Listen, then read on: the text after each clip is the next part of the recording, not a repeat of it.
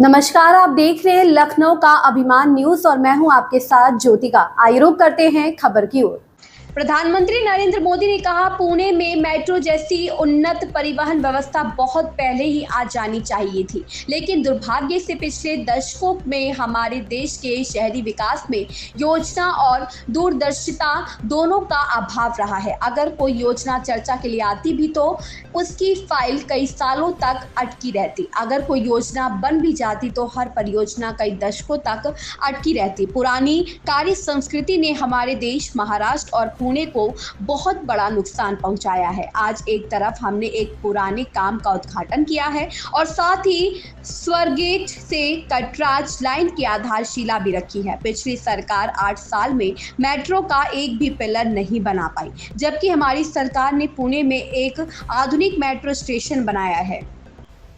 पुणे में मेट्रो जैसा advance transport system बहुत पहले आ जाना चाहिए था, लेकिन दुर्भाग्य से बीते दशकों में हमारे देश के शहरी विकास में प्लानिंग और विजन दोनों का अभाव रहा।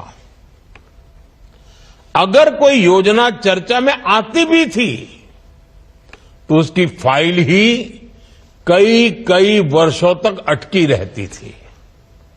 अगर कोई योजना बन भी गई तो भी एक एक प्रोजेक्ट कई दशकों तक लटका रहता था। उस पुराने वर्क कल्चर का बहुत बड़ा नुकसान हमारे देश को, महाराष्ट्र को और पुणे को भी हुआ। आप याद करिए, पुणे में मेट्रो बनाने की बात सबसे पहले 2008 में शुरू हुई थी, लेकिन 2016 में इसकी आधारशिला तब रखी गई जब हमारी सरकार ने अड़चनों को हटाकर तेजी से निर्णय लेना शुरू किया। और आज देखिए, आज पुणे मेट्रो रफ्तार भी बढ़ रही है और उसका विस्तार भी हो रहा है। आज भी एक और हमने पुराने काम का लोकार्पण किया है, तो साथ ही स्वारगेट से कात्रज लाइन का शिलान्यास भी किया है। इसी साल मार्च में मैंने रूबी हॉल